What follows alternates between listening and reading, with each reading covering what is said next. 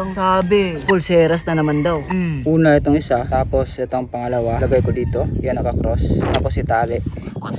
Dapat magkatabi yung mga tangkay. Dagdag isa, tapos itali, dapat magkatabi lahat yung tangkay.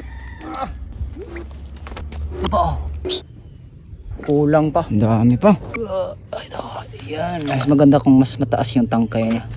Ito pa oh. Isa, tali, balik sa tangkay. Ito siya, pero kulang pa. Wala pa. Op, naputol. Medyo mahirap din ang pagdugtong nito, pero ang gagawin natin ay Dugtong natin to dito sa kabila. Ito yung pinakadulo. Dagdag tayo dito. Ganyan. tali. Dagdag ng isa. Tapos tali. Balik pa din dito sa tangkay. Tapos itong pinakadulo na sobra, itong isa, tali ko lang ng tali para maging matibay siya. Ito mga sobra-sobra, suksok din natin. Ito, sinuksok ko siya. Pwede ko nang ikabit sa kamay ko. Pwede na ako magsayo ng pearly shell. Ganda, di ba? Ito yung mga pulsiras ng mga batang 90s. Bulaklak na pulsiras. Ganda, di ba?